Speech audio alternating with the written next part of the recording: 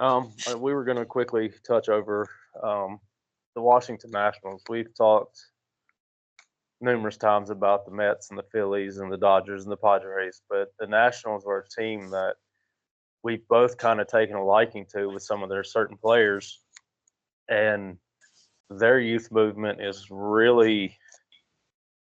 I feel that maybe not this year, but I think their youth movement's really going to show within the next couple of years. Um, they added a couple guys, a couple first basemen slash DHs, which I think signals the end maybe for Joey Meneses, but that's fine. Uh, they traded for Nate Lowe, and then they signed Josh Bell. Um, Josh Bell's been through; he's been in the game a long time, and Nate Lowe won a World Series 2 years ago. Yep. So these guys are bringing in the leadership that's going to be needed for Luis Garcia, CJ Abrams, which, given his situation at the end of last year, probably needs a little bit of leadership and guidance. You've got Brady House and guys like that that's in the minors that are real close to being ready, if not ready now. Um, so what say you on the Nationals? Man, I enjoy watching them play. I know the results don't add up there to the Braves, Mets, Phillies, but I like watching them play the youth movement. And I think they're sneaky right now in the sense of they don't have a true ace on the staff. Um, Gore, I think, has the stuff for sure. It's just there's still something there, just something ever so slightly holding him back. And I think it's control.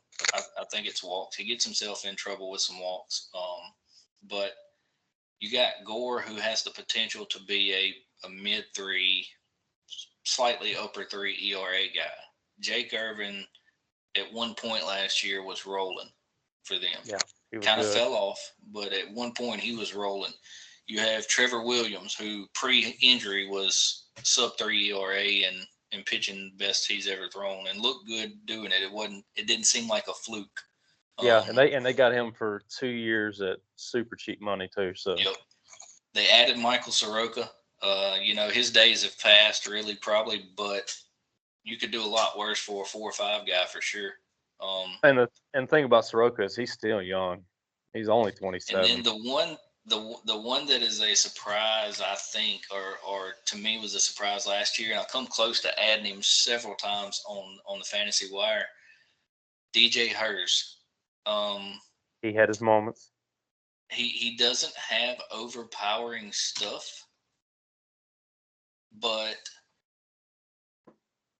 this is a guy in his rookie year with not extremely overpowering stuff, and I say that because he tops out at like 94, occasionally touches 95. I think you're talking about a guy that had an expected batting average of opponents of 208.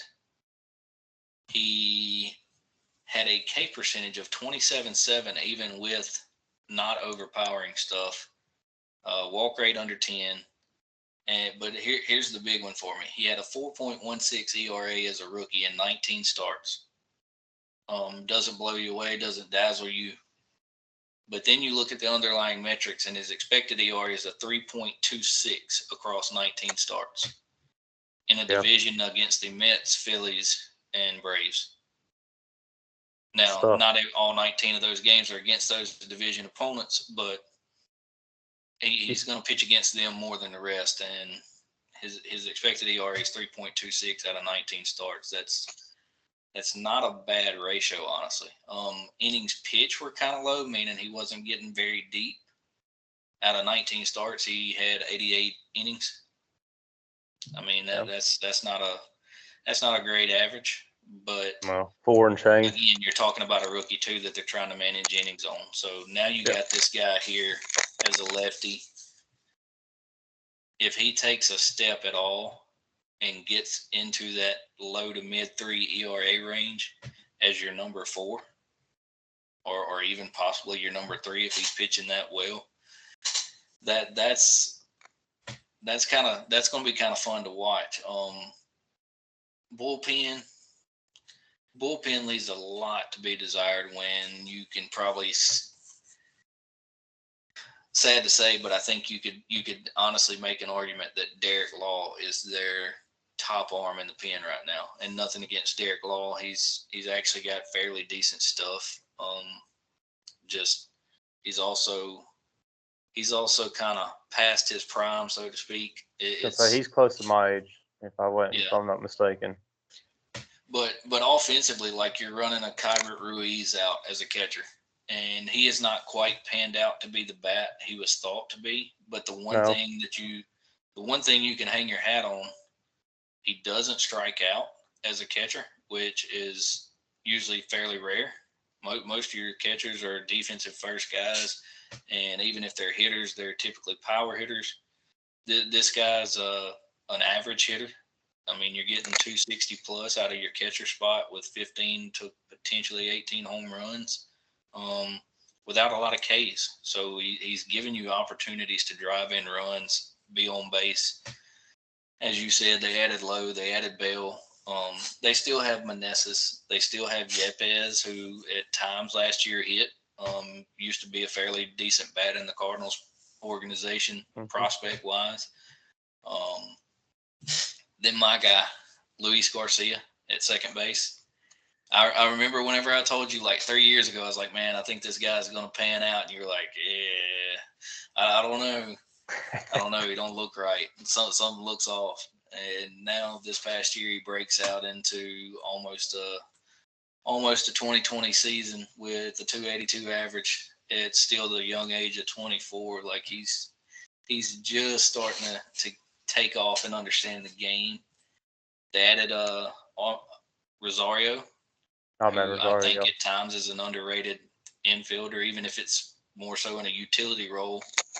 But I'm gonna present something while I'm looking at the roster, and you're talking about Rosario. The roster has Rosario in the outfield. Why have they not signed Alex Bregman? Now think about this for a second. Think about this. I know the parks, that's fine. You bring a guy like Alex Bregman in with a guy like Nate Lowe, who have won 2 of the last 3 World Series. You bring Josh Bell in, who's played in playoff games, who's played forever. And think about this lineup, maybe not for 2025, but for 2026. Keep Ruiz at catcher, sure, whatever. Nate Lowe at first. Garcia's at second. Abrams is at short. Bregman's at third. James Woods in left. Dylan Cruz is in center or right, if you want to play Jacob Young there. And then Robert Hassel, the third, is floating around with Jacob Young. That is pretty ridiculous and pretty young, honestly. Yep. I can't argue that at all, really. I think the problem or reason you're not seeing that is Alex Bregman. I don't think the Washington Nationals is somewhere he wants to be. I think he, kind of like you mentioned, you've been spoiled by being a Braves fan and the success they've had. He's been spoiled by being in Houston and competing the way they've competed over the past 5 to 10 years. And honestly, he's never not competed.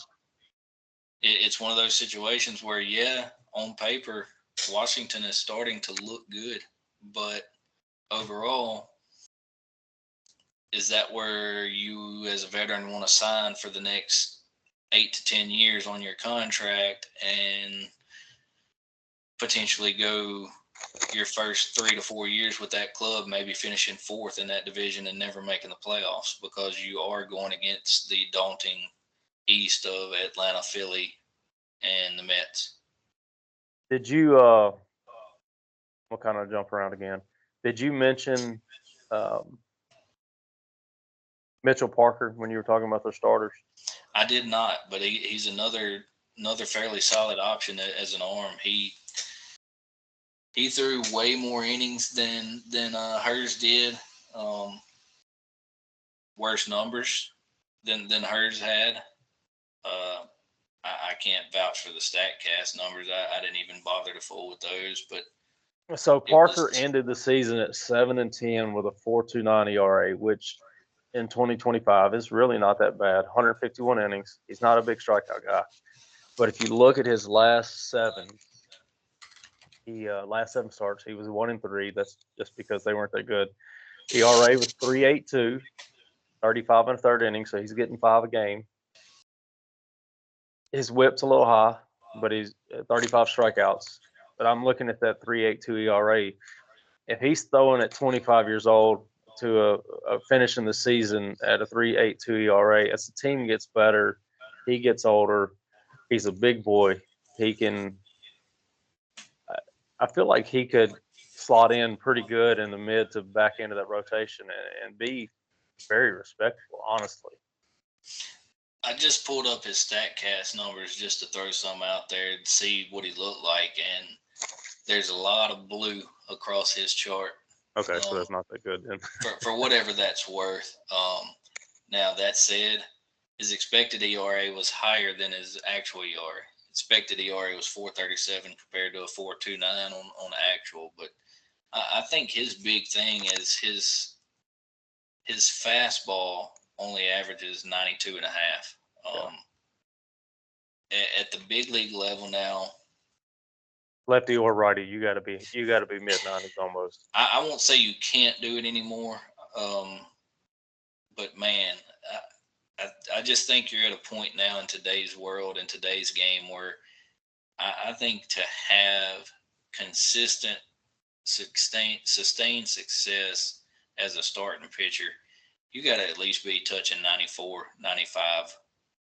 Even if that's your top, like with hers, like if that's where you top out, I think if you can touch 94, 95 and you have some secondary pitching, yes, you can still sneak that by guys. If you're 92, 91, you're not typically sneaking that by anybody. If they miss, it's because they swung and missed. It's not because you were able to get it past them. Which I think you kind of see evident with the strikeouts at 133 to 151 innings pitched. Yeah. But He wasn't missing a lot of bats, that's for sure. yeah, I'm gonna give you two more names and one thought process behind the second name. I don't know if you saw that they signed Jorge Lopez the other day. I know he has been basically kicked off with the Cubs or Mets or whatever last year for throwing his glove over the fence. The guy can still pitch, I think. he's still throwing 98, 99. He could be good in the bullpen. Yeah. But this is a name that you know is near and dear to my heart, as you can see right there, near and dear to my heart.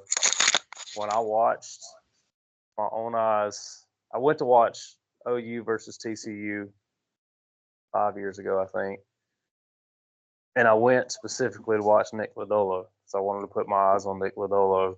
I had heard so much about him, and there was a ton of scouts there. And obviously, I knew they were there for Lodolo. He was projected top 10 pick. But when Cade Cavalli stepped on the mound and matched Lodolo pitch for pitch basically that day, throwing upper 90s, I fell in love. And they have another guy in the lower minors from OU, Jake Bennett, big lefty. The year we went to the World Series, he was one of the dogs. Yep. But Cade's coming off a lot of injuries, a lot of control issues. Would you ever consider putting Cade Cavalli at the back of the bullpen? I mean, I wouldn't rule against it, but the only reason I would say no, I'll say this: the only reason I would say no is I think there's twofold to it. One, when you go through your starting five, it's not like you got that locked down. Like there's still question marks, there's still holes there potentially. And he was drafted as a starter, has been used as a starter. Yeah, he's had the arm issue, but I think because of the current state of your starting rotation in Washington, you can't rule him out already as a starter. I think you still have to push forward with that, as well as the second part of that equation for me is there's another name in their system that has been a fairly high profile name for them over the past couple years that body size wise, body image, however you want to look at it, probably fits more of the bullpen mold than the starters mold. I know And that exactly. is Jackson Rutledge at 6'8", 240. No, I don't think that's the chance. I thought you were going to go with a prospect that they got from, I think it was from San Diego or Soto, whatever combination. Harlan Susana. He's 20. Yeah, I think you start to see Rutledge maybe move to a bullpen role. He has not really succeeded at the minor league level like they expected. No, I agree. 2024 ERA as a starter was 6.40 in AAA ball, but you're talking about a guy that had 128 strikeouts and 122 innings, not just blow you away stuff, but you take that 6'8" frame now and go, hey, I don't need you to go 6 innings anymore. I need you to go get me 3 outs.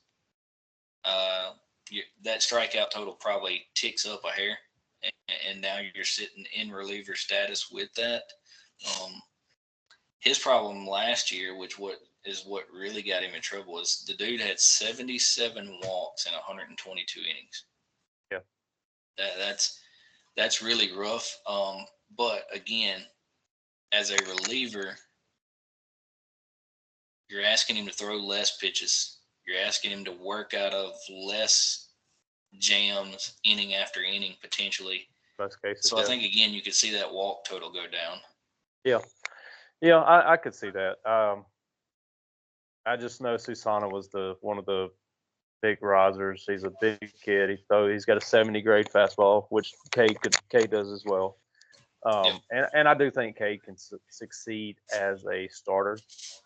It's just an option because he was a two-way guy at OU, so he hasn't been pitching forever. Like, you know what I mean? He didn't have the full, we're going to go 90 pitches every time out run with them. And if elbow issues and shoulder issues and forearm issues are going to be the norm, then he has enough arm talent to where I would throw him back there and say, let it rip for 20, and then we'll see you in 2 days. Yep. So, but yeah, I think I want to end on Cade Cavalli. I think that's a great way for us to end. You get to talk about your Nats, and I get to talk about Cade Cavalli. So, that'll work. I feel good about that'll that. Work. Well, we'll get on out of here and try to get back in a couple days and maybe pick another couple teams that we can talk about that have players or whatever that are near and dear to our heart. That's not Dodgers, Padres, Mets, Yankees. Kind of go off the beaten path a little bit. So, what you think? Yeah. What I think next topic I have one I'd like to hit on, and I think that'd be a good one to cover. Let's next episode plan on looking at potential sleepers or bounce back candidates. Okay, we can do that. We'll get together and see if we can come up with a couple for each, and give everybody a few minutes to shine. And maybe we'll agree on some, and maybe we'll laugh at each other because we think we're stupid. There you go. All right, man. Take it easy. Yep.